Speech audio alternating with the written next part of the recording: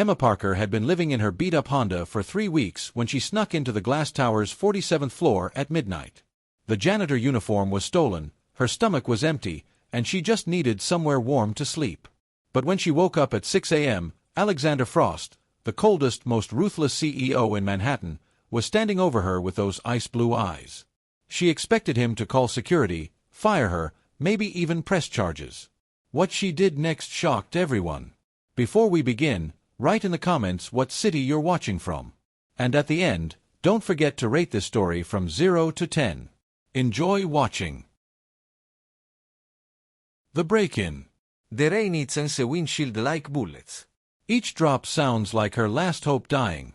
Her Honda Civic shudders and dies right in front of the glass tower, Manhattan's most expensive office building. No, no, no, Emma whispers, turning the key again. Nothing. The engine is as dead as her bank account. She stares up at the gleaming tower through her cracked windshield. 47 floors of glass and still reaching into the storm clouds. Inside, people are living their perfect lives while she's about to freeze to death in her car. Emma's stomach growls. She hasn't eaten in 18 hours. The last of her money went to gas yesterday, and even that wasn't enough to get her to her job interview across town this morning. Not that it mattered. She showed up in the same clothes she'd worn for 3 days straight. They took one look at her and said they'd be in touch. Thunder crashes overhead. Emma pulls her thin jacket tighter and watches a cleaning van park near the tower's service entrance. 3 women in dark uniforms climb out, chatting and laughing as they head inside. One of them leaves the van door open. Emma's heart pounds. She knows what she's thinking is crazy. But sleeping in her car tonight means waking up frozen tomorrow, if she wakes up at all. She waits until the cleaning crew disappears inside. Then she runs. The van smells like industrial cleaner and up. Emma grabs the first uniform she finds, navy blue with pristine services embroidered on the pocket. It's too big, but it's warm and clean. She stuffs her auburn hair under a baseball cap and practices walking like she belongs here. The service entrance is propped open. Emma's hands shake as she badges in behind another cleaner. The woman doesn't even look at her. Inside, the glass tower is everything Emma imagined wealth would look like. Marble floors so shiny she can see her reflection. Crystal chandeliers that cost more than most people make in a year. The air even smells expensive, like leather and fresh flowers. Emma takes the service elevator to the 47º floor. Her reflection in the polished steel doors shows a girl who looks older than her 26 years. Hollow cheeks, dark circles under green eyes, lips chapped from sleeping in her car. She hardly recognizes herself. The executive floor is silent except for the hum of air conditioning. Emma pushes her cart down the hallway, past conference rooms with glass walls and offices bigger than her old apartment. Every door has a nameplate, but only one matters: Alexander Frost, CEO. Emma stops outside his door. Through the frosted glass, she can see the outline of a massive office. Corner windows, probably with a view of the entire city. A bathroom. Maybe even a shower. She looks left, then right. The hallway is empty. Emma swipes her stolen key card. The lock clicks open. Alexander Frost's office is a cathedral of success. Floor-to-ceiling windows wrap around 2 walls, showing the city lights twinkling like stars. A massive desk sits in front of them, covered with neat stacks of papers and a computer that probably costs more than her car. But it's the leather couch that makes Emma's knees weak. Black leather, long enough to stretch out on, with cushions that look softer than any bed she's ever owned. Emma locks the door behind her. She explores the office like a tourist in a museum. The bathroom has a shower with marble walls and gold fixtures. Towels so thick and white they look like clouds. She runs her fingers over everything, hardly believing it's real. In the corner, she finds a small kitchen. A coffee machine that looks like it belongs in a spaceship. A mini fridge stocked with bottled water and fresh fruit. Emma's mouth waters, but she doesn't take anything. She is a trespasser, not a thief. Well, not more of a thief than she already is. Emma pulls her pillow from her backpack, the only thing she saved from her old apartment. It's flat and worn, but it smells like home. Or what home used to smell like. She kicks off her wet sneakers and curls up on the leather couch. The cushions embrace her like a hug she hasn't felt in months. For the first time in weeks, she's warm. For the first time in months, she feels safe. Emma pulls out her phone and stares at her lock screen, a photo of her and her mom at the beach last summer. Before the cancer came back. Before the medical bills swallowed their savings. Before Emma lost everything that mattered. "I'm sorry, Mom," she whispers to the photo. "I know you didn't raise me to steal uniforms and break into offices. But I don't know what else to do." The rain pounds against the windows like it's trying to get in. Emma closes her eyes and lets the sound lull her to sleep. Tomorrow she'll figure out her next move. Tomorrow she'll find a way to fix her life. Tonight, she just needs to survive. Emma dreams of her mother's hands braiding her hair. She dreams of Sunday mornings and pancakes and feeling like she belongs somewhere. She dreams of a life where sleeping in a stranger's office isn't the best thing that's happened to her in months. She sleeps so deeply that she doesn't hear the elevator ding at 6 a.m. sharp. Ice Cold Discovery. Alexander Frost's day starts the same way it has for the past 3 years. Alarmati 5:30 di notte. GYM 1 till 6. Shower, coffee, suit.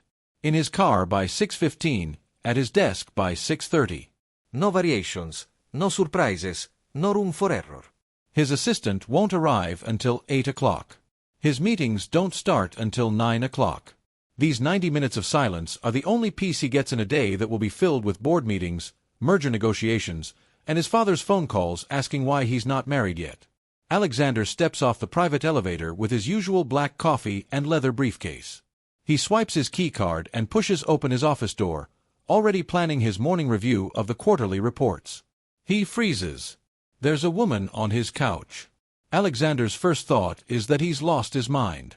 3 years of 18-hour days and sleeping 4 hours a night have finally broken his brain. He's hallucinating. But the woman is real.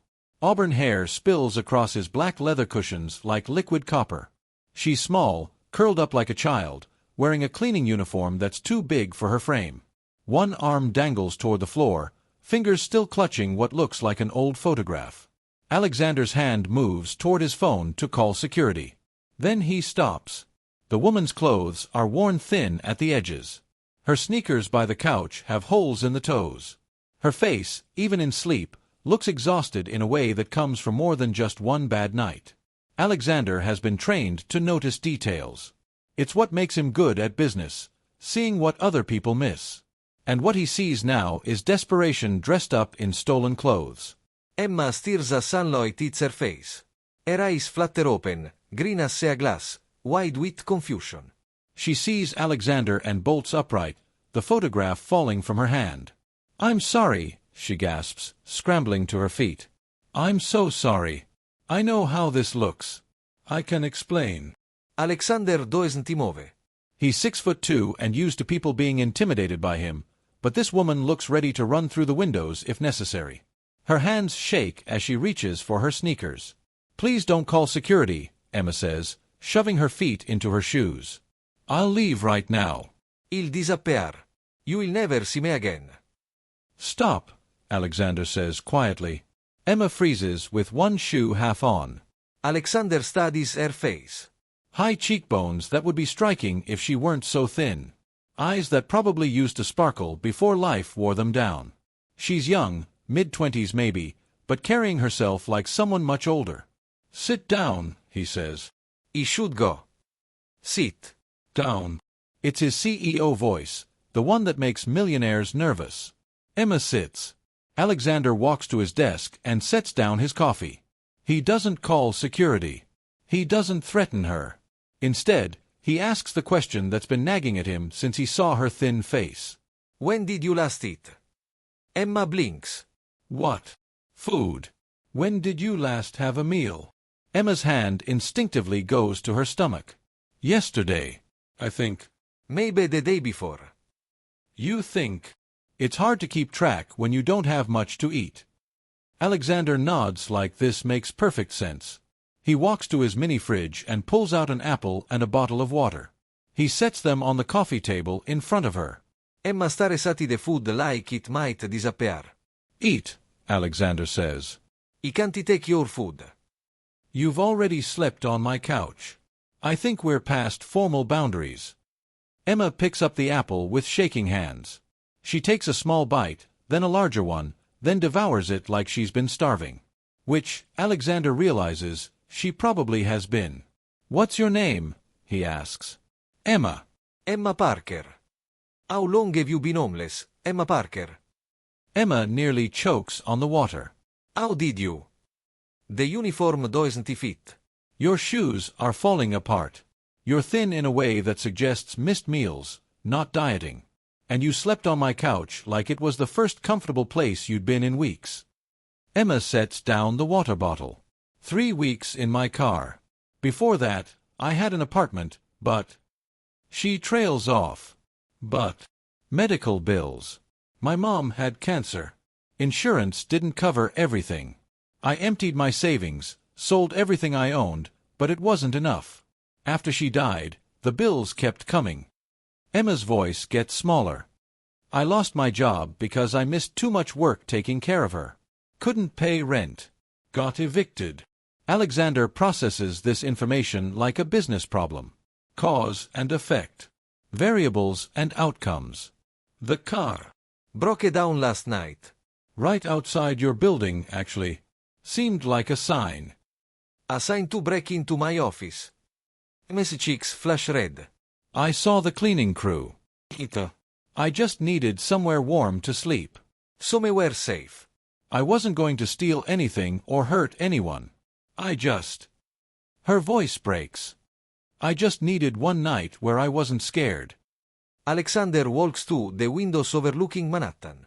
The city spreads out below him like a chessboard, full of people fighting their own battles.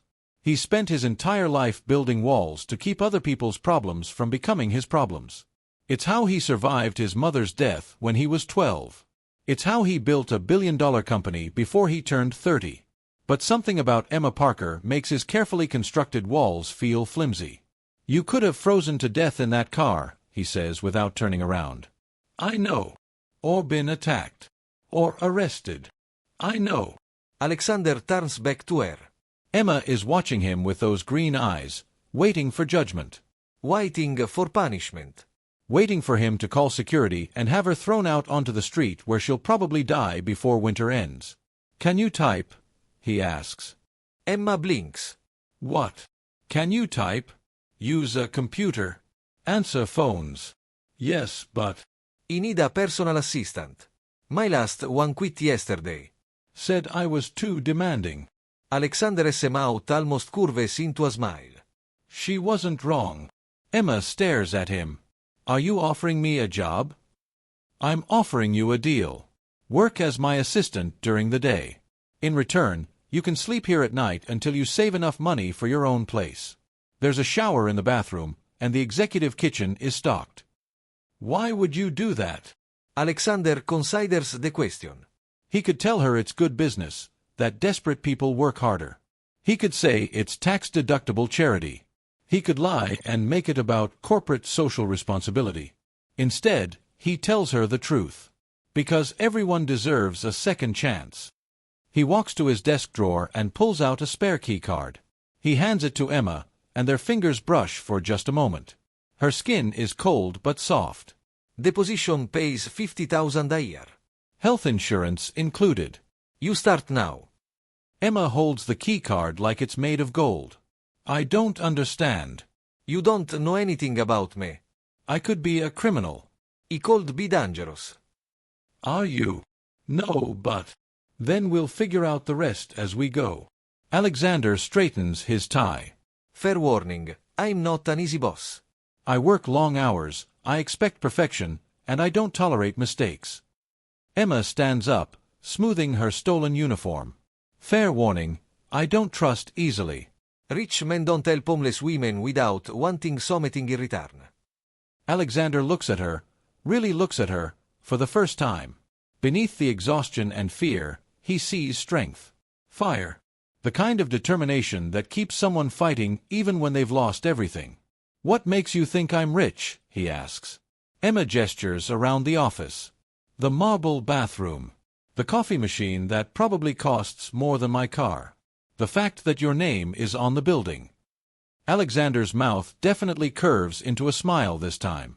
It's been so long since he smiled that the muscles in his face feel rusty. Welcome to Glass Tower Industries, Emma Parker. Tier Y not to break anything on your first day. The unexpected offer. Alexander leads Emma to the small kitchen tucked behind his office. She's never seen appliances this expensive up close, a coffee machine with more buttons than her car dashboard, a refrigerator that could feed a family for weeks, granite countertops that gleam like jewelry. Sit, Alexander says, pointing to a bar stool. Emma perches on the edge like she might need to run. Alexander opens the refrigerator and studies its contents with the same focus he probably uses to read financial reports. Turkey or ham? He asks. I'm sorry. For your sandwich. Turkey or ham? You don't have to. Emma. Alexander turns to face her. When did you last eat a real meal? Not an apple. A meal. Emma tries to remember. Maybe 4 days ago. I had a burger from McDonald's with my last $5. Alexander nods and pulls out turkey, cheese, lettuce, tomatoes. His movements are precise, methodical. Everything about him is controlled, Emma realizes. From his perfectly knotted tie to the way he spreads mustard on bread with surgical precision. Tell me about your work experience, he says as he constructs the sandwich. I was an administrative assistant at Crawford Marketing for 3 years. Before that, I worked at a law firm doing data entry and scheduling. I'm good with computers, I type 80 words per minute, and I've never missed a deadline. Why did Crawford let you go? Emma's chest tightens. My mom's chemo appointments. Doctor visits. Hospital stays. I missed a lot of work toward the end. They said they understood, but when she died. She shrugs. Budget cuts. I was expendable. Alexander slides the sandwich across the granite counter. It's beautiful. Thick slices of turkey, fresh vegetables, bread that probably costs more per loaf than Emma used to spend on groceries in a week. Emma takes a bite and nearly cries. She'd forgotten what real food tastes like. I'm sorry about your mother, Alexander says quietly. Thank you. He pours her a glass of orange juice from a carton that's probably fresher than anything Emma's had in months. What kind of cancer? Pancreatic. Stage 4 when they caught it. She fought for 8 months. Emma's voice gets thick. She was a teacher. 3rd grade. She loved those kids more than anything. More than anything? Well, almost anything. Emma smiles for the first time since Alexander found her. She loved memory. Used to say I was her greatest accomplishment. Not her degree, not her 20 years of teaching. Me. Alexander refills his coffee cup. What would she think about you sleeping in my office? She'd be horrified, Emma admits. Mom was big on dignity, on taking care of yourself. She worked 2 jobs to put herself through college, raised me alone after my dad left. She'd hate that I've gotten this desperate. But she'd also understand. She'd do anything to survive, to keep fighting. She taught me that giving up isn't an option, even when everything falls apart. Alexander leans against the counter, studying Emma's face. You could have chosen differently last night. Stayed in your car. Gone to a shelter. The shelters are full. I've tried. And my car. Emma shakes her head. 3 weeks of sleeping sitting up, waking up every hour when someone walked by, never feeling safe. I saw your building and thought maybe, just for one night, I could sleep without being afraid. And now. Emma meets his eyes. They're pale blue, almost gray, and completely unreadable. Now I'm talking to a man I don't know about moving into his office. It sounds crazy when he say it out loud. It is crazy. So why are you offering? Alexander is quiet for a long moment. Emma watches him think, notices the way he runs his thumb along his coffee cup handle, a small, unconscious gesture that makes him seem almost human. I built this company from nothing, he says finally. My father had money but refused to invest in my ideas. Said I was too young, too reckless. I slept on my business partner's couch for 6 months, ate ramen noodles for every meal, showered at the gym. You know what desperation feels like. But you had a couch to sleep on. You had a friend. True. Alexander's mouth tightens. You're more alone than I was. Emma finishes her sandwich and pushes the plate away. This doesn't make sense. You're the CEO of a major corporation. I'm nobody. Why would you risk your reputation to help me? Maybe because you're nobody. That's supposed to make me feel better. You don't want anything from me except a place to sleep and honest work. Do you know how rare that is? Alexander checks his watch. In about 2 hours, this office will be full of people who want my money, my connections, my signature on contracts that will make them rich. Everyone wants something. I want something too. I want a job and a place to stay. But you're not trying to manipulate me to get it. You're not flirting or lying or making promises you can't keep. You're just... He pauses, searching for words. Honest. Emma stands up and rinses her plate in the sink. The kitchen is so spotless she feels guilty leaving even a water drop on the granite. What exactly would I be doing as your assistant? Managing my calendar. Screening phone calls. Preparing for meetings. Research projects. Whatever I need done. Alexander straightens his tie again. Like I said, I'm not easy to work for. Define not easy. I'm here by 6:30 every morning and rarely leave before 8 o'clock at night. I expect my coffee to be ready when I arrive. I don't like small talk. I don't celebrate birthdays or holidays in the office. When I ask for something, I need it done immediately and perfectly. Emma nods. Anything else? I don't tolerate personal drama. No crying at your desk, no personal phone calls during business hours, no boyfriend stopping by to chat. That won't be a problem. No boyfriend. No time for dating when you're leaving in your car. Something flickers across Alexander's face. Surprise, maybe, or something softer. But it's gone so quickly Emma thinks she imagined it. The position comes with health insurance, he continues. Dental and vision included. 2 weeks paid vacation, though I've never had an assistant actually take vacation. Because they're too scared of you? Because they quit before they accumulate enough time. Emma almost smiles. How many assistants have you had? 12. In 3 years. What happened to them? Various things. One cried when I asked her to work late. Another spent half her day on social media. One tried to redecorate my office without asking. Alexander's voice gets colder. One thought sleeping with the boss was part of her job description. Emma's stomach tightens. Is it? Alexander's eyes go ice blue. No. Never. Anyone who thinks otherwise can find another job. The way he says it, flat, final, completely serious, makes Emma believe him. But she's been naive before. She's trusted people who hurt her. I need ground rules, she says. Such as, I sleep on your couch, not in your bed. The bathroom door has a lock, and I expect privacy when I'm using it. No talking without permission. No comments about my appearance or what I wear. Agreed. If you change your mind about this arrangement, you give me 2 weeks' notice. Enough time to find somewhere else to go. Agreed. And if you ever make me feel unsafe or uncomfortable, I leave immediately. No questions, no explanations. Alexander extends his hand. Deal. Emma stares at his hand. Long fingers, calloused despite his wealth. He works with his hands somehow. Clean nails, no wedding ring. A hand that could probably crush hers without effort, but something tells her it won't. She shakes his hand. His skin is warm, his grip firm but not aggressive. Deal, she says. Alexander checks his watch again. Your first assignment. Figure out my calendar system. My last assistant left it in chaos, and I have a board meeting at 9 o'clock.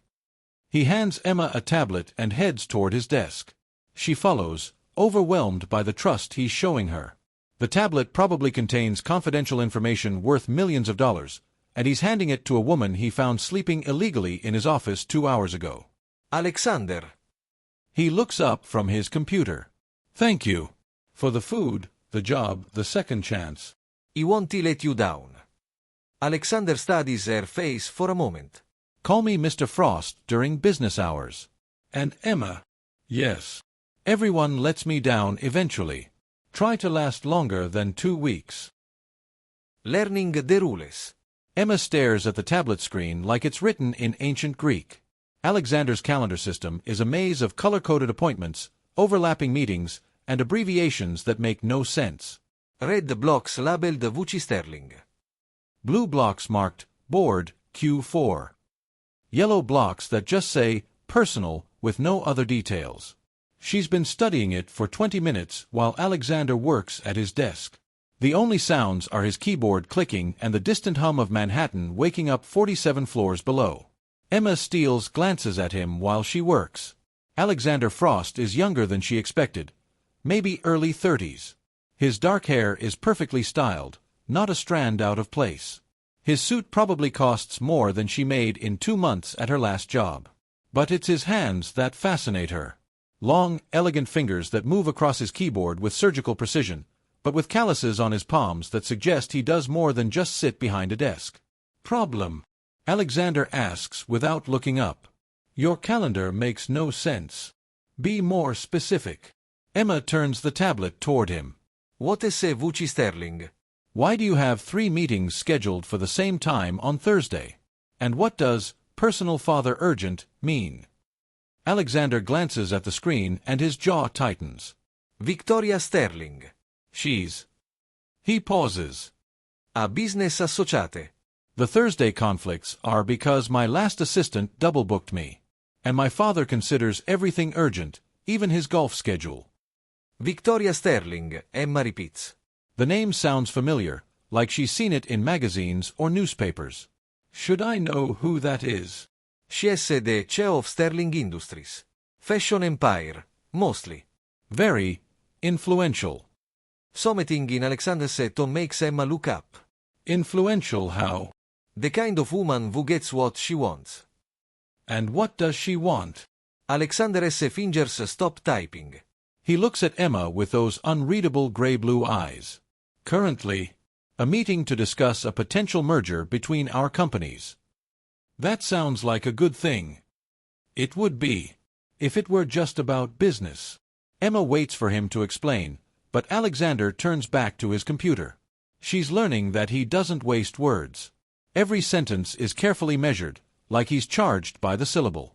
The office phone rings. Emma looks at it, then at Alexander. Answer it, he says. That's your job now. Emma picks up the receiver. Alexander Frost's office. This is Emma. Who the hell is Emma? The voice on the other end is sharp, demanding. Where is Margaret? Margaret no longer works here. I'm Mr. Frost's new assistant. How can I help you? Put Alexander on the phone. Now. Emma covers the receiver. Someone demanding to speak to you. Very rude. Alexander sighs. My father. Transfer the call. Emma figures out the transfer button and watches Alexander's entire body language change as he takes the call. His shoulders tense, his jaw tightens, and his voice becomes clipped and formal. Good morning, father. No, I'm not avoiding you. Margaret quit. I hired someone new. That's not your concern. The Sterling meeting is scheduled for Friday. Emma tries not to eavesdrop, but it's impossible in the quiet office. Alexander's side of the conversation is all tight yes and no responses, like he's being interrogated. I understand your position. No, that's not negotiable. We'll discuss it at dinner Sunday. Alexander hangs up and runs a hand through his perfect hair, messing it up for the first time since Emma met him. Family business. Emma asks gently. The worst kind. Alexander straightens his hair and his tie. My father thinks running a company means controlling every aspect of your employees' lives, including mine. Even though you're the CEO, he's the chairman of the board, and he owns 40% of the company stock. Alexander's mouth curves into something that isn't quite a smile. Technically, he could fire me if he got enough board support. Would he? If I don't do what he wants? Probably. Emma scrolls through the calendar again, noticing patterns she missed before. Lots of meetings with Sterling in the title. A block next Sunday marked family dinner required. And scattered throughout the week, appointments labeled simply personal that Alexander clearly doesn't want to explain. The Victoria Sterling meetings, Emma says carefully. They're not just about business, are they? Alexander stops typing. Why would you say that? Because you get the same look talking about her that you got talking to your father. Like you're being backed into a corner. Alexander leans back in his chair and studies Emma. Jure observan. It's a survival skill. When you're homeless, reading people correctly can be the difference between safety and danger. And what do you read about me? Emma considers the question. Alexander is watching her with sharp attention, like her answer actually matters to him. You're successful but not happy, she says finally. You're used to being in control, but something about this Victoria Sterling situation is making you feel powerless. You love your work but hate the politics that come with it. And Jure lo ne liede you pretend to be. Alexander's expression doesn't change, but Emma sees his fingers tighten on his coffee cup. That's quite a psychological profile from 3 hours of observation. Am uno wrong. No, Alexander says quietly. You're not wrong. The office door opens, and a woman in her 50s enters without knocking. She's wearing a red power suit and carrying herself like she owns the building. Her silver hair is pulled back in a perfect chignon, and her smile doesn't reach her eyes. Alexander, darling, she says, then stops when she sees Emma. Oh, I wasn't expecting company. Alexander stands up. Emeresse Sterling. I wasn't expecting you either. Emeresse Sterling. Emma's stomach drops. This must be Victoria Sterling's mother. I was in the neighborhood and thought I'd stop by to discuss the arrangements for Friday's meeting. I do hope Victoria's special requests won't be a problem. Special requests. Emeresse Sterling's smile gets sharper. She'd prefer the meeting to be held at Lou Bernardine. More private than a conference room, don't you think? And she's looking forward to finally meeting your new assistant. Her eyes slide to Emma. Though I must say, she's not quite what we expected. Emma feels heat rise in her cheeks. The woman is talking about her like she's not in the room. Emma is perfectly qualified, Alexander says, and there's warning in his voice. I'm sure she is. Though Victoria mentioned that your previous assistants have been more polished. If you'd like to schedule an appointment to discuss business matters, Emma can find time in my calendar, Alexander says coolly. Otherwise, I have work to do. Mrs. Sterling's smile becomes positively predatory. Of course. Emma, dear, please schedule a lunch meeting for Alexander and Victoria. Somewhere romantic. They have so much to discuss beyond business. She leaves without waiting for a response, her high heels clicking on the marble floor like bullets. Emma stares at the closed door. What just happened? Alexander sits down heavily. You just met the enemy. I thought you said Victoria Sterling was a business associate. She is. She's also the woman my father wants me to marry. MS fingers freeze on the tablet. What? It's not uncommon in our world. Strategic marriage, merging family fortunes. The Sterlings need our manufacturing connections. We need their retail empire. A marriage would seal the deal. But you don't want to marry her. I don't want to marry anyone my father chooses for me. What about marrying someone you choose? Alexander looks at Emma with an expression she can't read.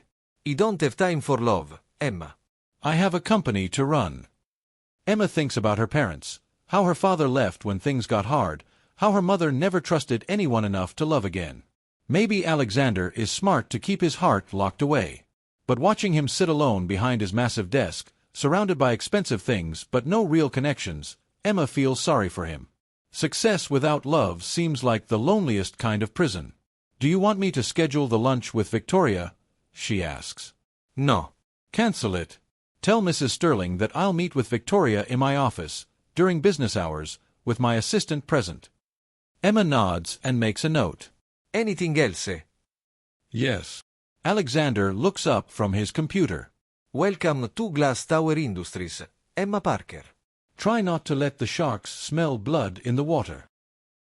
Crossing lines. 2 weeks into her new life, Emma has learned Alexander Frost's patterns. He arrives at exactly 6:30 a.m. with black coffee and leather briefcase. He reads the Wall Street Journal for 15 minutes while drinking his first cup. He takes phone calls until 8 a.m., then reviews reports until his first meeting at 9 o'clock. Emma has also learned that Alexander doesn't eat lunch unless she puts food in front of him. He forgets to drink water when he's focused. He runs his thumb along his coffee cup handle when he's thinking hard about something. And he works until at least 10 p.m. every night, long after the rest of the building has emptied out. Tonight is no different. It's nearly midnight, and Alexander is still at his desk reviewing contracts for the Sterling merger. Emma finished organizing his files an hour ago, but she doesn't want to leave him alone in the empty office. Something about him seems more tense than usual tonight. "You should go home," Emma says from her desk in the outer office. "I don't have a home," Alexander replies without looking up. "I have an apartment where I sleep 4 hours a night." "That sounds lonely." "It's efficient." Emma saves her work and walks into Alexander's office. He's surrounded by legal documents, his tie loosened, his usually perfect hair messed up from running his hands through it. "When did you last have a real conversation with someone?" she asks. "I'm having one now. I mean with a friend. Someone who isn't paid to listen to you." Alexander finally looks up. His eyes are tired, older than his 32 years. "I don't have friends, Emma. I have business associates, employees, and people who want something from me." "That's sad." "It's realistic." Emma perches on the edge of the chair across from his desk. What about before? "When you were younger." "Before what?" "Before you became Alexander Frost, CEO." When you were just "Alex."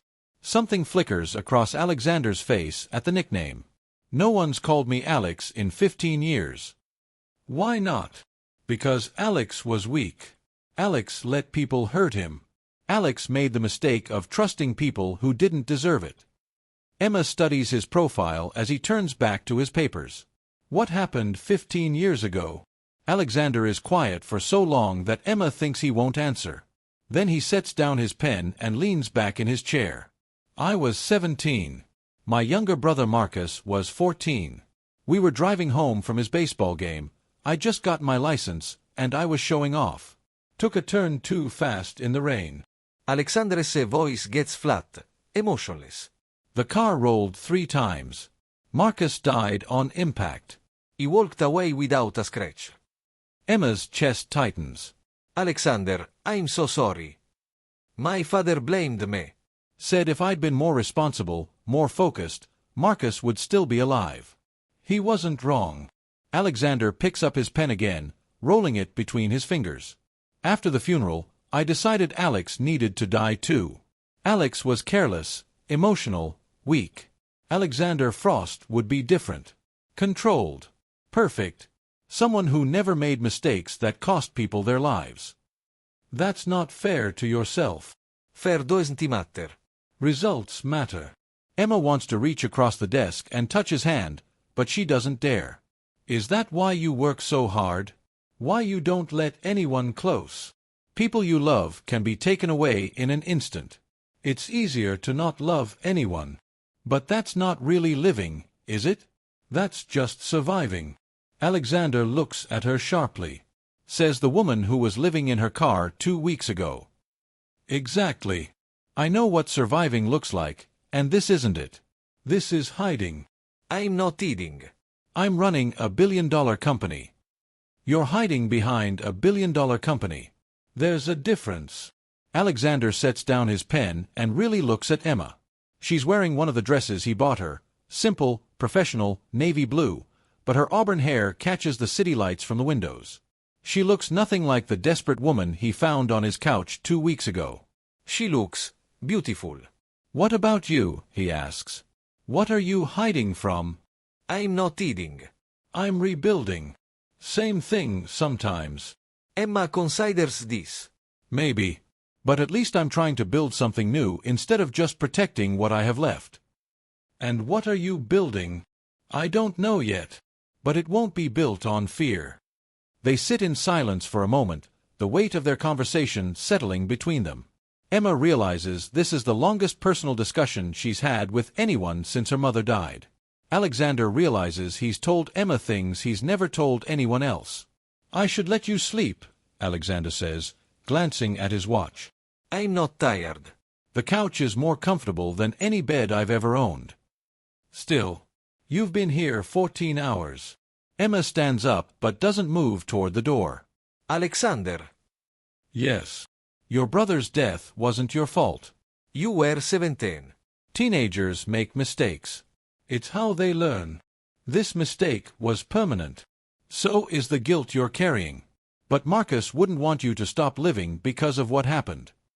Alexander's jaw tightens. "You didn't know Marcus." "No, but I know what it's like to love someone who dies too young. My mom would be furious if she knew I was wasting my life feeling sorry for myself.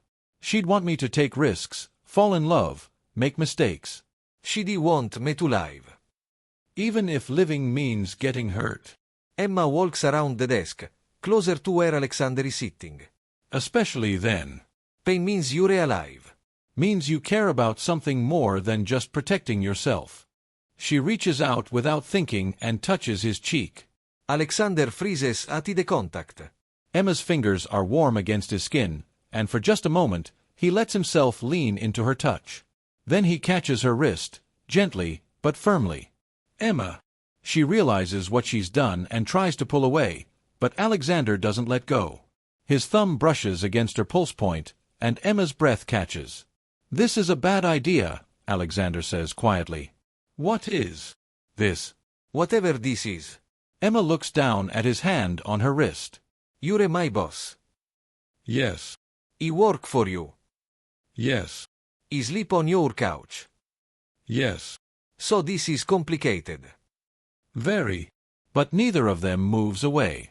Alexander's thumb is still tracing small circles on Emma's wrist, and she can feel her heart racing. She wonders if he can feel it too. "Alexander." "Emma, we should probably talk about boundaries." "Probably." "Professional boundaries." "Absolutely."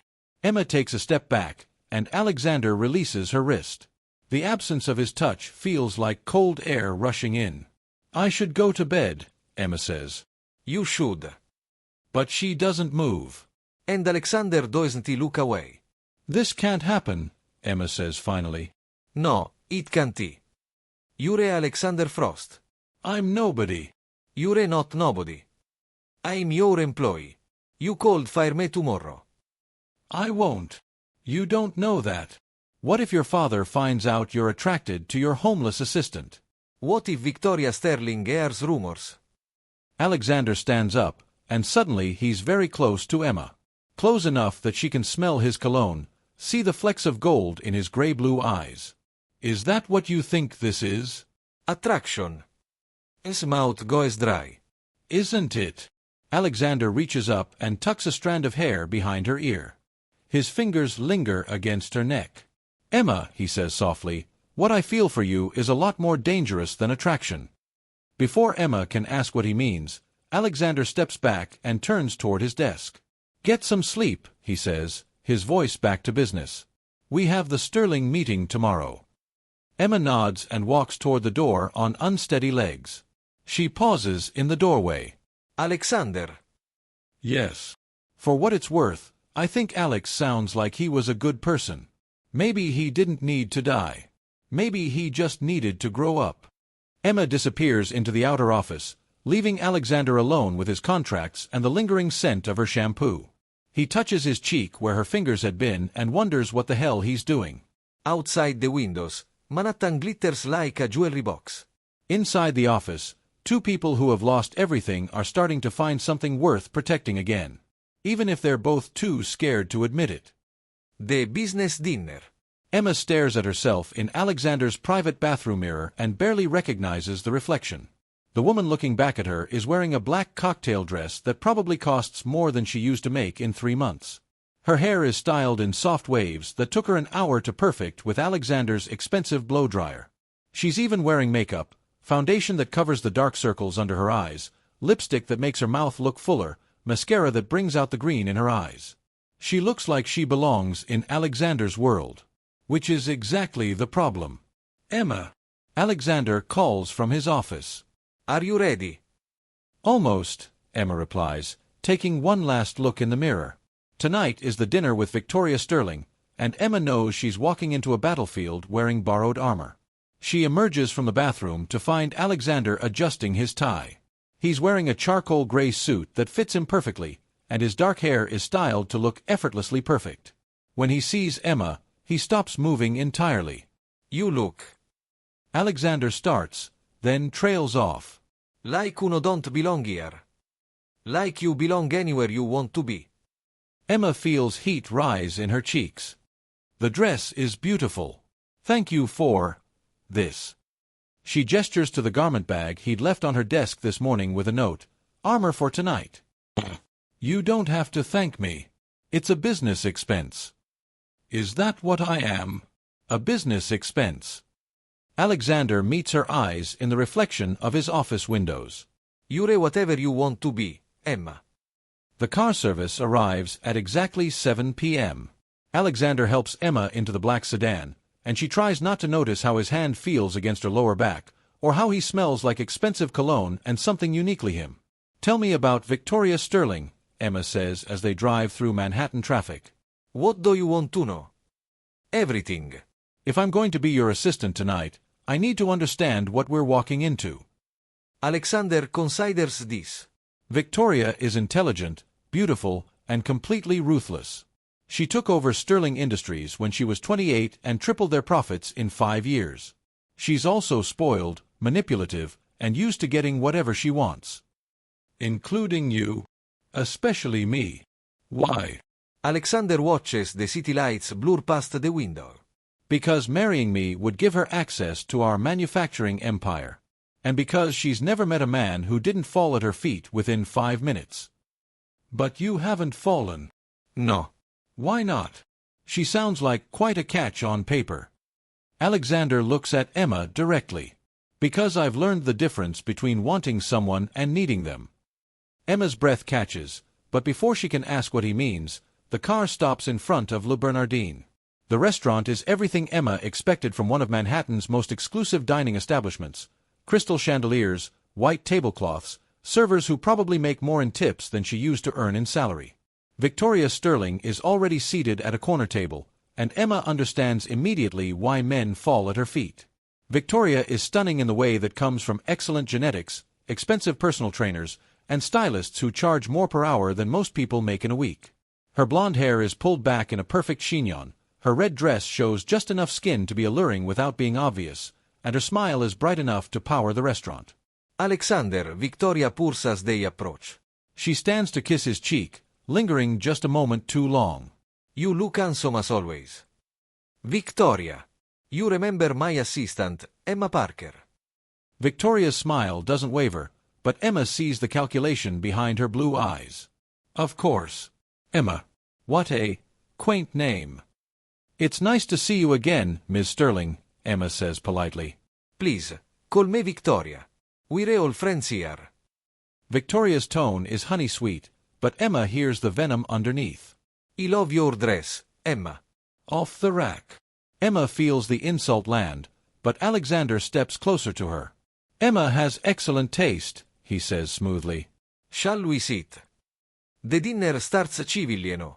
Victoria talks about Sterling Industries' expansion into Asian markets. Alexander discusses Glass Tower's new manufacturing facility in North Carolina. Emma takes notes and tries to stay invisible. But Victoria has other plans.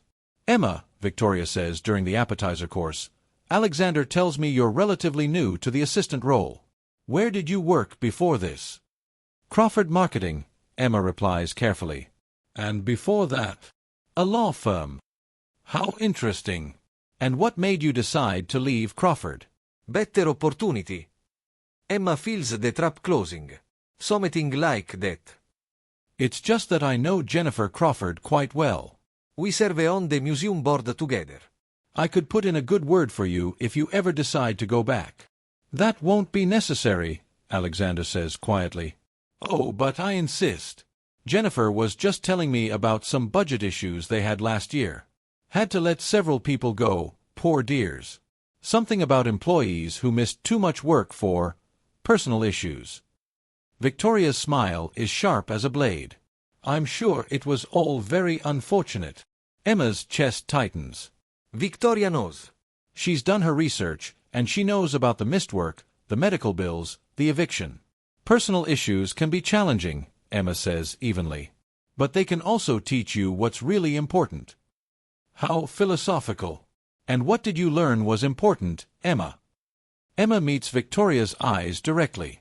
That there are two kinds of people in the world. Those who help when you're drowning, and those who throw stones while you're struggling to swim. Victoria's smile falters for just a moment. Alexander's hand tightens on his wine glass. Well, Victoria says, recovering quickly, I suppose we all have different perspectives on charity. This isn't charity, Emma says quietly. It's human decency. The main course arrives, and the conversation shifts back to business. But Emma can feel the tension crackling between her and Victoria like electricity before a storm. After the waiter clears their plates, Victoria leans forward with renewed interest. Alexander, I've been thinking about our conversation last week. About the merger. What about it? Well, business partnerships work best when they're built on personal trust. Don't you think? Alexander's jaw tightens almost imperceptibly. I prefer to keep business and personal matters separate. Do you? Because from where I'm sitting, it looks like you've already mixed them quite thoroughly.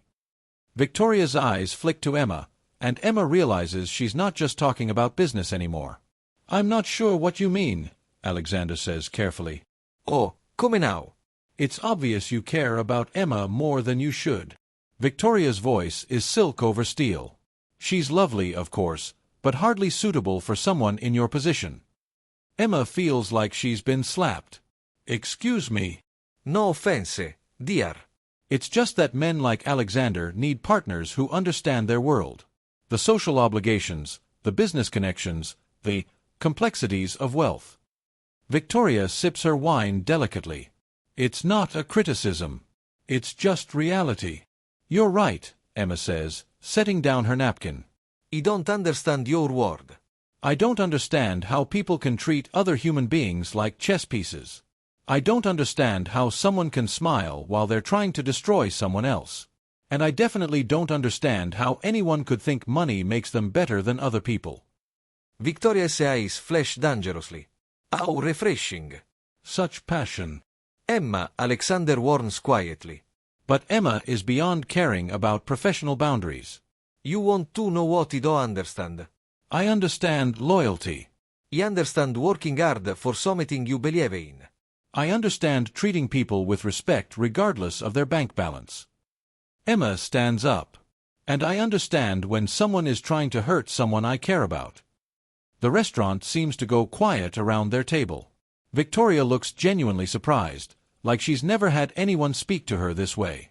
Emma, Alexander says again, but his tone has changed. There's admiration in his voice now, along with concern. It's fine, Emma says, grabbing her purse. I think I've said enough. Mr. Frost, I'll wait for you in the car. Emma walks out of the restaurant with a red eye, leaving Alexander and Victoria staring after her. Well, Victoria says after a moment, she's certainly spirited. Alexander signals for the check. The merger discussions are over, Victoria. Alexander, be raisonnable. Don't let some little lost puppy you've taken in ruin a beneficial business arrangement. Alexander stands up and drops several $100 bills on the table. Emma Parker is the most genuine person I've ever met. She's brave, loyal, and she sees the best in people even when they don't deserve it. If you can't recognize that, then you're not as intelligent as I thought you were. Victoria's perfect composure finally cracks. You can't be serious. You're choosing her over me. I'm choosing respect over manipulation. Integrity over exploitation. Alexander straightens his jacket. Good night, Victoria. He walks out of the restaurant, leaving Victoria alone with her wounded pride and the check. In the car, Emma is staring out the window at the city lights, her hands shaking with leftover adrenaline. I'm sorry, she says when Alexander slides in beside her. I know I overstepped. I probably ruined your business deal. Emma. I just couldn't sit there and let her talk about you like you were something she could buy. Or talk about me like I was nothing. Emma. I know she's right. I don't belong in your world. I don't know the rules or the games or how to. Emma. Alexander's voice is firm enough to cut through her spiral. Look at me. Emma turns to face him. Alexander's eyes are intense, focused entirely on her. You were magnificent in there, he says quietly. I've never seen anyone stand up to Victoria Sterling. I've never seen anyone defend me without wanting something in return. I wasn't trying to be magnificent. I was just being honest. That's what made it magnificent. The car glides through Manhattan traffic, and neither of them speaks for several minutes. Finally, Alexander breaks the silence. The business deal was never going to work anyway. Victoria doesn't want a partnership. She wants a hostile takeover with a wedding ring attached. Emma processes this. And what do you want? Alexander looks at her for a long moment. I'm starting to figure that out. They almost kiss. The storm hits Manhattan at 11 p.m. like the city has personally offended the sky. Rain pounds against the glass walls of Alexander's office while lightning illuminates the empty streets below. Emma has changed out of her dinner dress and back into comfortable clothes, jeans and a soft sweater that Alexander bought her last week. They've been working on the quarterly presentation for 3 hours, papers spread across every surface of Alexander's office like they're mapping out battle plans. The Storm Industries merger is officially dead, which means Alexander needs to find new investors before the board meeting on Monday. Try this angle, Emma says, pointing to a chart on her laptop screen. Instead of focusing on what Glass Tower needs, focus on what we can offer. Our manufacturing efficiency is 30% higher than the industry average. That's not desperation, that's opportunity. Alexander looks over her shoulder at the screen. He's close enough that Emma can feel the warmth of his body, smell the faint scent of his cologne mixed with coffee and determination. You're right, he says quietly. How did you see that when my MBA-trained analysts missed it? Maybe because I'm not trained to think inside the box. Or maybe because you're smarter than any of them. Emma turns to look at him and realizes how close they are. Alexander's face is inches from hers, his gray-blue eyes focused on her mouth for just a moment before meeting her gaze. I'm not smart, Emma says softly. I just pay attention. What do you see when you pay attention to me? The question hangs in the air between them like smoke. Emma knows she should step back, create distance, remember that he's her boss and she's living on his charity. Instead, she finds herself studying his face, the sharp line of his jaw, the way his dark hair falls across his forehead when he's been running his hands through it, the small scar near his left eyebrow that she's been wondering about for weeks. I see someone who's afraid, she says honestly. Afraid of what? Of letting anyone matter to you. Of caring about something you might lose. Alexander's expression tightens. I'm not afraid. Then why are we talking about business at midnight instead of talking about what happened at dinner? What happened at dinner? Emma almost smiles. You know what happened. Thunder crashes outside, so loud it rattles the windows. The lights flicker once, twice, then go out completely. Emergency lighting kicks in a moment later, bathing the office in a soft, warm glow that makes everything feel intimate and dreamlike. Backup generator, Alexander explains. The power will be back in a few minutes. But Emma isn't thinking about the power. She's thinking about how the dim lighting makes Alexander look younger, more human. How the storm has trapped them together in their own private world 47 floors above the city. Emma, Alexander says, and his voice is rougher than usual. Yes. We should talk about boundaries. We should. Professional boundaries. Absolutely. Neither of them moves away. I found something today, Emma says instead of talking about boundaries. When I was organizing your personal files. What kind of something? Emma walks to her desk and pulls out a folder she'd hidden earlier. Medical bills. From Sloan Kettering. In my mother's name. Alexander goes very still. Emma. You paid them. Her voice is barely above a whisper. All of them. The ones that destroyed my credit, forced me out of my apartment, ruined my life. You paid every single bill. It's not what you think. It's exactly what I think. You've been secretly taking care of my mother's debt. Why? Alexander walks to the windows, staring out at the storm. Lightning illuminates his profile, and Emma sees something raw and vulnerable in his expression. Because I couldn't stand knowing you were suffering because of money. Because I have more than I could spend in 10 lifetimes, and you lost everything trying to save someone you loved. He turns back to her. Because watching you blame yourself for your mother's bills was like watching someone drown in front of me. Emma's eyes fill with tears. Alexander, that's over $100,000. It's nothing to me. It's everything to me. I know. Emma sets down the folder with shaking hands. Why didn't you tell me? Because I didn't want you to feel obligated to me. I didn't want your gratitude. He wanted. Alexander stops, running a hand through his hair. I wanted to take away your pain. Just once, I wanted to fix something that was broken.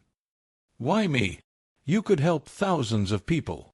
Alexander is quiet for a long moment. When he speaks, his voice is so soft Emma has to strain to hear it. Because somewhere along the way, your pain became mine. The words hit Emma like lightning. She stares at Alexander across the dimly lit office, seeing him clearly for the first time. Not the cold CEO or the controlled businessman, but the man underneath all that armor. The man who pays strangers' medical bills in secret. The man who gave her a job when she had nothing left to offer. The man who looks at her like she matters. Alexander, she breathes. He crosses the room in 3 quick steps.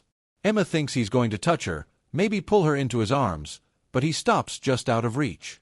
Tell me to walk away, he says roughly. Tell me this is a mistake. Is it a mistake? Probably. Why? Because I'm your boss. Because you work for me. Because I have nothing to offer you but complications and a father who will hate you and a world that will never accept you. Emma takes a step closer. What if I don't care about any of that? You should care.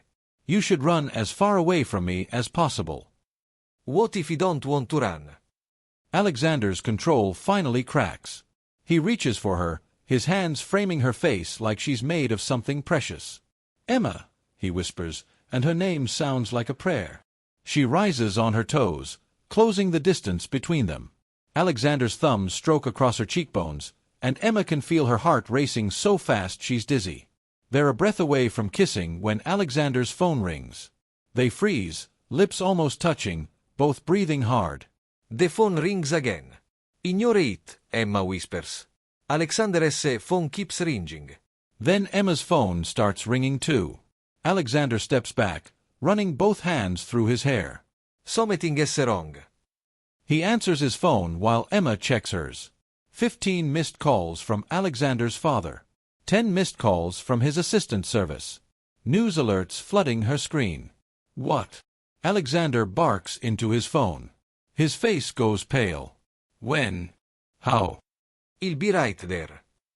He hangs up and turns to Emma with an expression she's never seen before. Fear. What is wrong? Emma asks. Victoria Sterling. She called the press. Told them about our dinner, about you. About your background, the homelessness, the medical bills, everything. Alexander's voice is tight with anger. It's all over the news.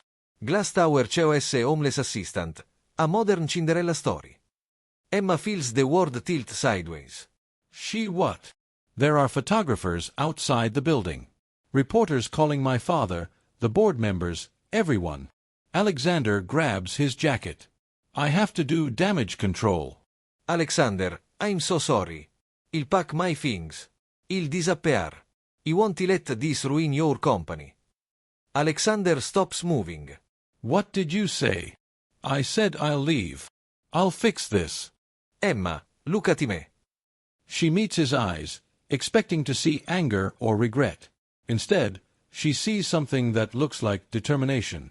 You're not going anywhere, Alexander says firmly. We're going to face this together. But your reputation can survive. The question is, can you? Before Emma can answer, Alexander's phone buzzes with a text message. He reads it and his jaw tightens. What now? Emma asks. Alexander holds up his phone. The message is from Victoria. Congratulations on your engagement announcement. I'm sure you'll be very happy together. Emma stares at the screen. Engagement announcement. Alexander pulls up a news website on his phone. The headline makes Emma's blood run cold. Glass Tower CEO Alexander Frost engaged TO former homeless woman. The article is full of photos from their dinner, quotes from sources close to the couple, and speculation about their whirlwind romance. She's telling everyone we're engaged, Emma whispers. Apparently so. But we're not engaged. We almost kissed once. Tonight. Alexander looks at Emma with an expression she can't read. The question is, what are we going to do about it? Outside, thunder rolls across Manhattan like the city is splitting apart. Inside Alexander's office, two people who have been fighting their feelings for each other realize that Victoria Sterling has just forced their hand. The almost kiss will have to wait. Now they have to decide if they're going to face the storm together or let it tear them apart. The betrayal. Emma wakes up to the sound of her phone buzzing like an angry wasp. She rolls over on Alexander's couch and squints at the screen. 47 missed calls, 93 text messages, and enough social media notifications to crash most phones. It's 6 a.m. Alexander isn't in his office yet, which means she has a few minutes to face whatever fresh hell Victoria Sterling has created before he arrives. Emma opens the first news article and immediately wishes she hadn't. Homeless TO engaged. The Alexander Frost fairy tale features photos of her from last night's dinner, but also older photos. Her graduation picture from Crawford Marketing, a candid shot someone took of her sleeping in her car 3 weeks ago. Her stomach turns as she realizes someone has been following her, documenting her lowest moments. The article gets worse. It includes quotes from friends she's never met, speculation about her motives, and a detailed breakdown of her financial situation that makes her sound like a gold digger who hit the jackpot. Emma's phone rings. Alexander's name appears on the screen. "Where are you?" she answers without saying hello. Downstairs. There are 12 reporters camped outside the building. Can't get to the elevator without them shoving cameras in my face. Alexander, I'm so sorry. This is all my fault. It's not your fault. It's Victoria's. And we're going to fix it. How? We're going to tell the truth. Emma's heart sinks. The truth is that we're not engaged. The truth is that I'm your employee who you found sleeping illegally in your office. The truth is that this is all fake. Alexander is quiet for a moment. Is it? Is what? Is it all fake, Emma? Emma doesn't know how to answer that question. What happened between them last night felt real. But in the harsh light of morning, with her face plastered across every gossip website in the city, she's not sure what's real anymore. "I'll come down and help you get past the reporters," Emma says instead of answering. No. Stay where you are. I'll handle the press. Alexander. Emma. Trust me. The line goes dead. Emma walks to the windows and looks down at the street. Even from 47 floors up, she can see the crowd of reporters and photographers surrounding the glass tower entrance like wolves circling prey. 20 minutes later, Alexander finally makes it to his office. His usually perfect hair is disheveled, his tie is askew, and there's a look in his eyes Emma has never seen before. Pure rage. "Did you see the press conference?" he asks without preamble. What press conference? Alexander turns on the wall-mounted television. A news anchor is standing outside Sterling Industries headquarters with Victoria Sterling beside her, looking radiant in a white coat that makes her look like an angel. So surprised to hear about Alexander's engagement, Victoria is saying with a perfect smile, "Of course, we're all happy for him.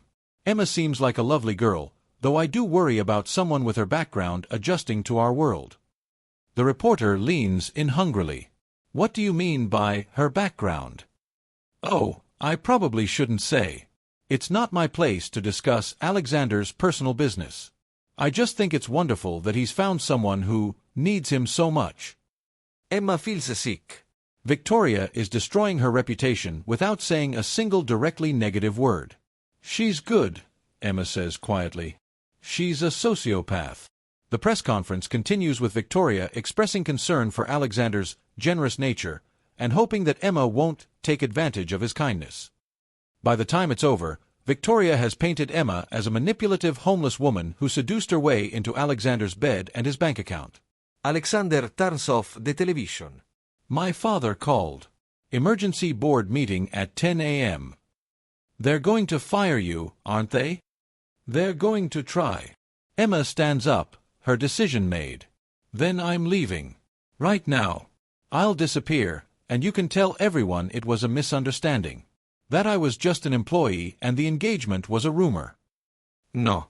Alexander, be raisonnable. Your company is more important than whatever this is between us. Is it? Yes. You've worked your entire life to build glass tower industries.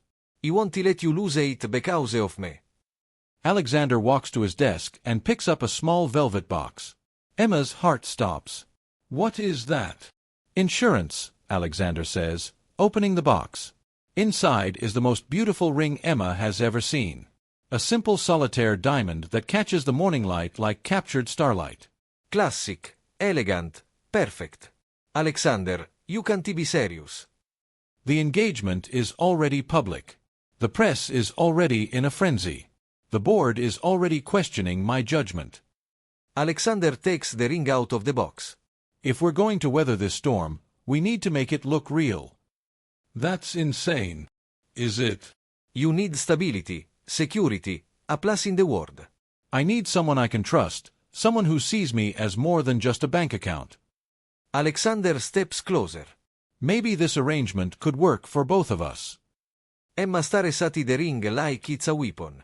You're talking about a business arrangement. I'm talking about survival. What happens when the press loses interest? When the board accepts our relationship? Do we get divorced and pretend it never happened? Alexander's expression tightens. We'll figure that out later. No. Emma backs away from him. I won't be your fake fiancé just to save your company. It won't be another business transaction. Emma, that's not. Yes, it is. You're trying to solve a problem, and I'm your convenient solution. Emma's voice gets stronger. I've been poor, Alexander, but I've never been desperate enough to sell myself for security. Alexander sets the ring box on his desk with more force than necessary. What do you want me to say? That I love you? That this is real. I want you to be honest. Fine. Honestly.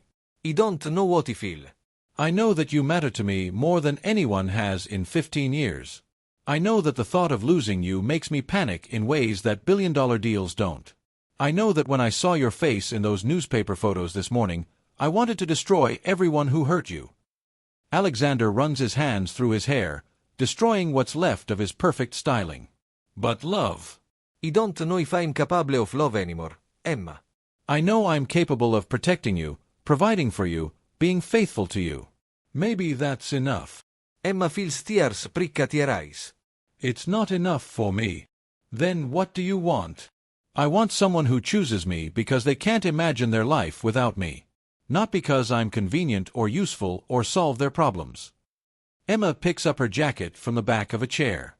I want someone who loves me. Emma, where are you going? Away. Somewhere the press can't find me. Somewhere I can't hurt your company anymore. Alexander blocks her path to the door. You can't leave. Not like this. Yes, I can. Watch me. Emma tries to push past him, but Alexander catches her shoulders. If you walk out that door, I'll lose the board vote. My father will have me removed as CEO. Everything I've built will be gone. Then maybe you should have thought of that before you offered me a fake engagement instead of a real relationship. Alexander's hands drop to his sides. Emma sees the exact moment his walls slam back into place. The moment Alexander Frost, the CEO, replaces the man who was vulnerable enough to buy her a ring. Fine, he says coldly. Go. But don't expect me to be here when you change your mind. Emma flinches like he's slapped her. I won't change my mind. We'll see. Emma grabs her purse and heads for the door. She pauses with her hand on the handle. For what it's worth, she says without turning around, I think you're capable of love. You're just too scared to try. She walks out, leaving Alexander alone with his ring and his dying company. Emma takes the service elevator to avoid the reporters in the lobby. She exits through the loading dock and walks 12 blocks before she's sure no one is following her. Only then does she allow herself to cry. She finds a coffee shop with Wi-Fi and opens her laptop. The news coverage has exploded in the 2 hours since Victoria's press conference. Hashtag Glass Tower Cinderella is trending on social media. Someone has created a fake Instagram account with her name. There are memes comparing her to every gold digger in history. Emma's phone buzzes with a text from a number she doesn't recognize. Saw the news. If you need a place to stay, I have a spare room. Janet, night shift nurse from Mom's oncology ward. More texts follow from people Emma barely remembers. Her high school English teacher. A girl from her college dorm. Her mother's hairdresser. People offering help, support, kindness to someone they haven't spoken to in years. But the one person whose call she wants to answer, Alexander, doesn't call. Emma spends the day moving between coffee shops and bookstores, staying ahead of any photographers who might track her down. By evening, she's exhausted and heartsick. She finds a cheap motel in Queens and pays cash for a room that smells like disinfectant and broken dreams. She lies on the scratchy bedspread and stares at the water-stained ceiling, thinking about Alexander. Is he at his board meeting right now, fighting to keep his company? Is he regretting his offer to marry her? Is he relieved that she walked away? Emma's phone buzzes with news alerts. She almost doesn't look, but curiosity wins. Breaking. Alexander Frost resigns as CEO of Glass Tower Industries. Emma sits up so fast she gets dizzy. She clicks the link with shaking fingers. The article is short but devastating.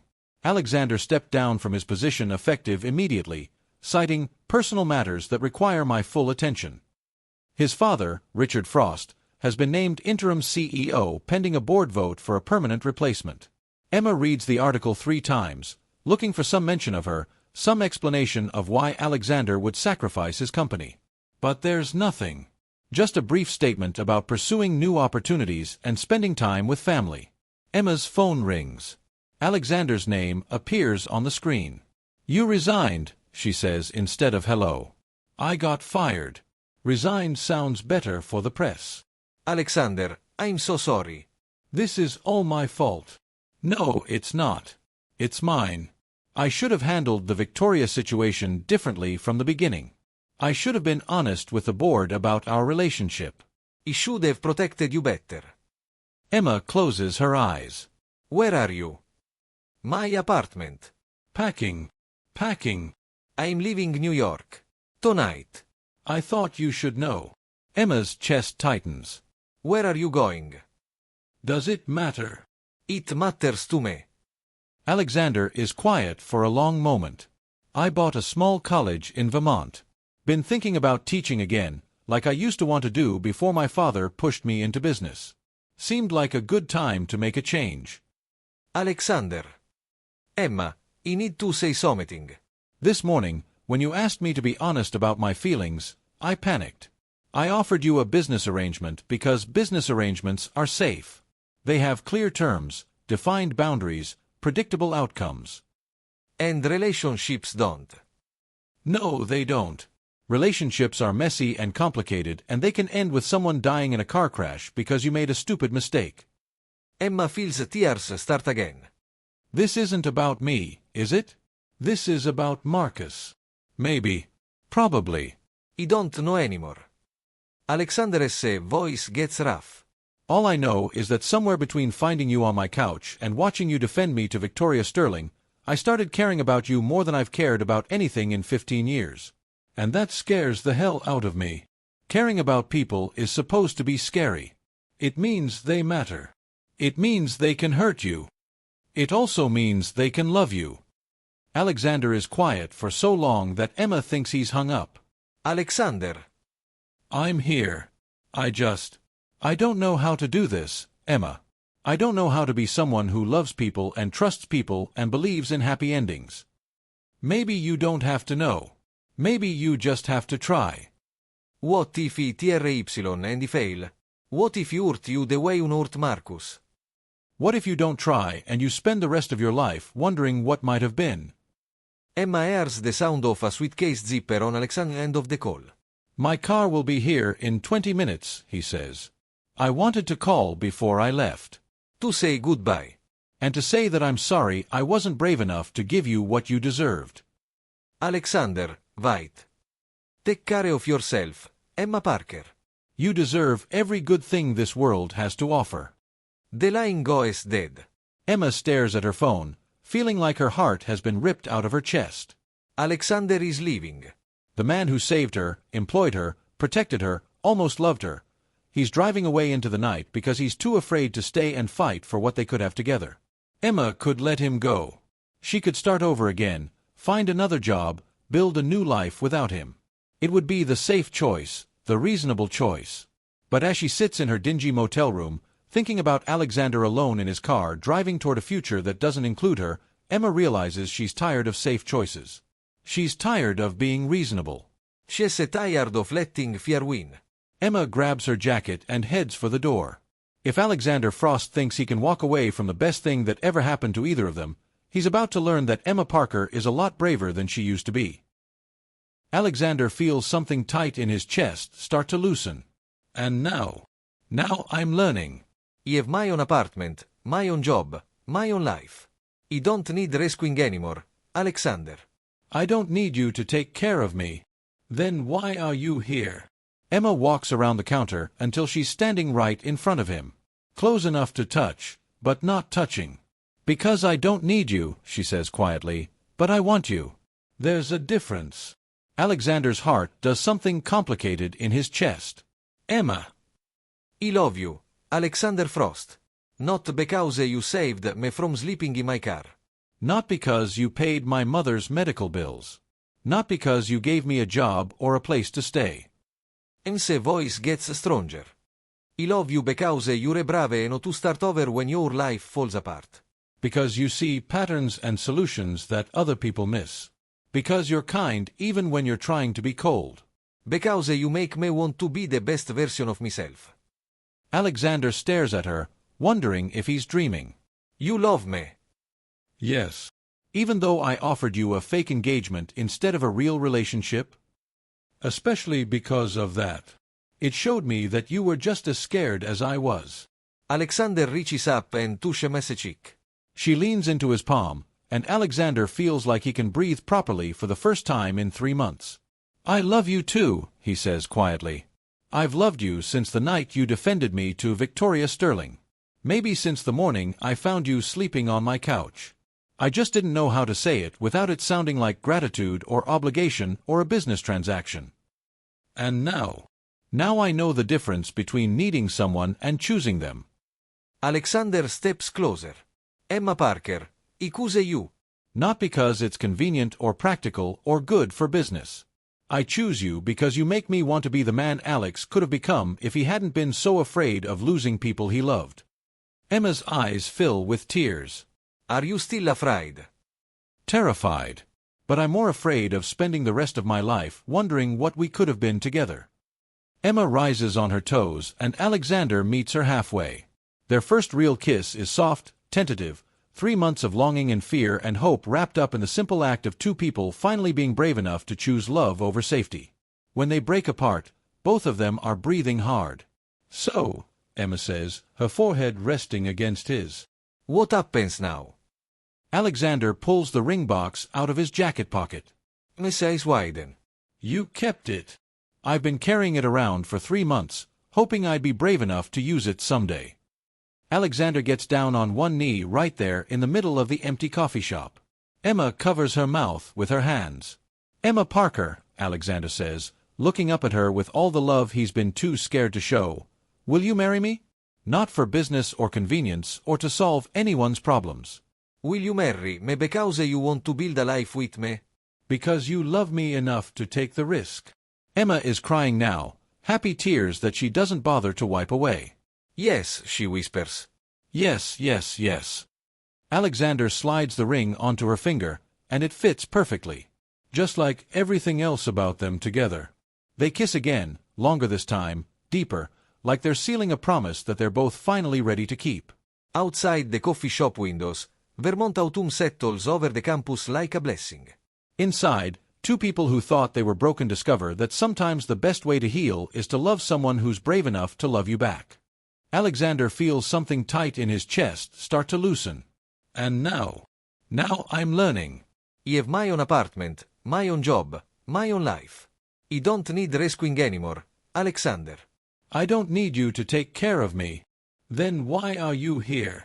Emma walks around the counter until she's standing right in front of him.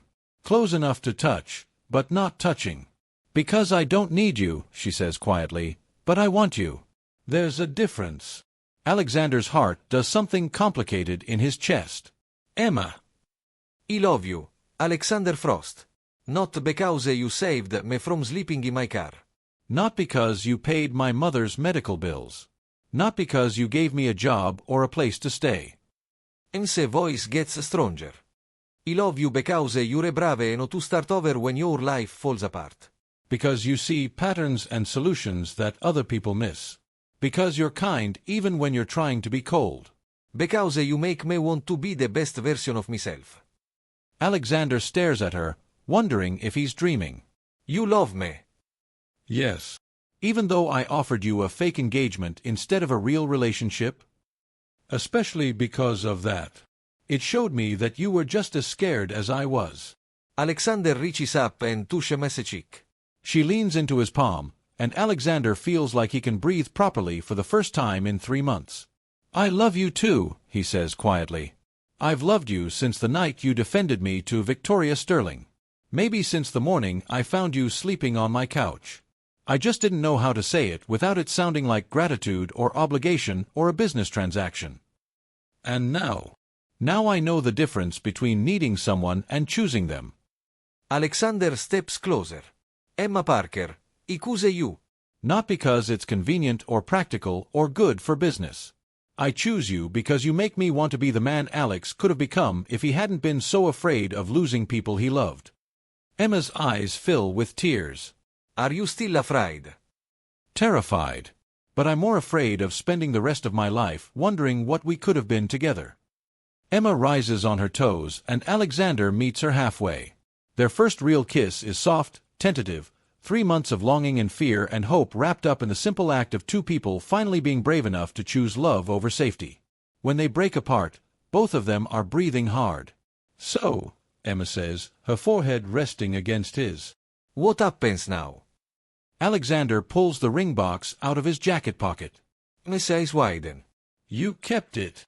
I've been carrying it around for 3 months, hoping I'd be brave enough to use it someday. Alexander gets down on one knee right there in the middle of the empty coffee shop. Emma covers her mouth with her hands. Emma Parker, Alexander says, looking up at her with all the love he's been too scared to show. Will you marry me?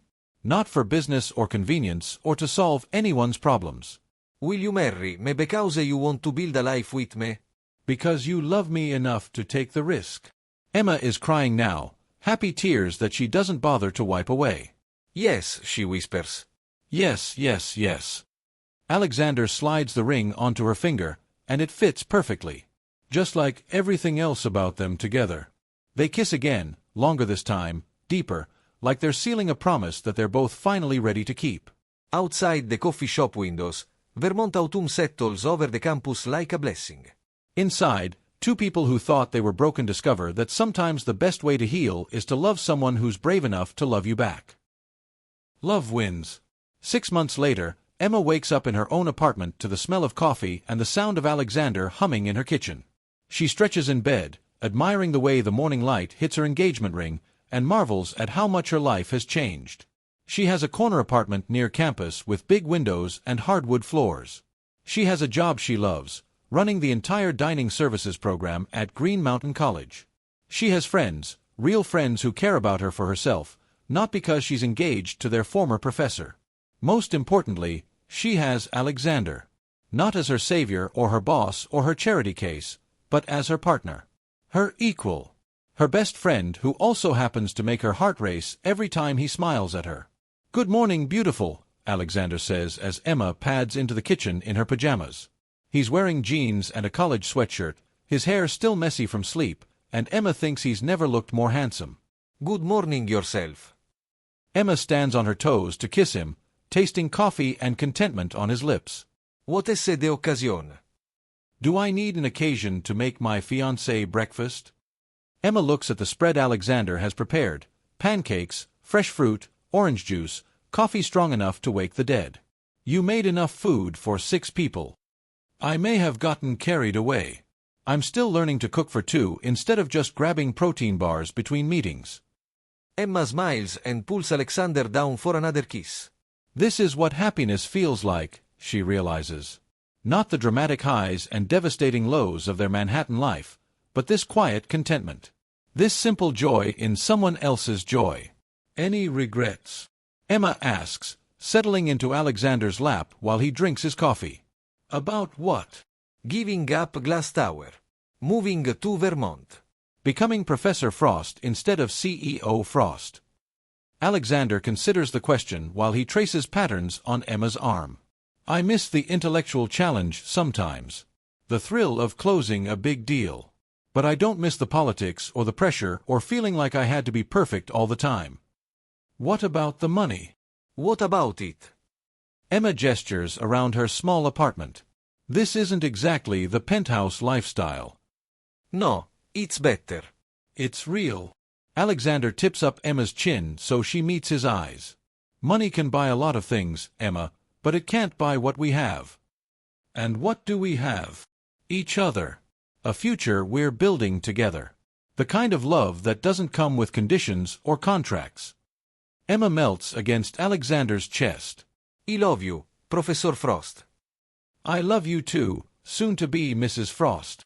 They're planning a small wedding for next month, just a few friends, a ceremony in the college chapel, a reception in the campus gardens. Nothing like the elaborate society wedding Alexander's father would have demanded, but perfect for who they've become.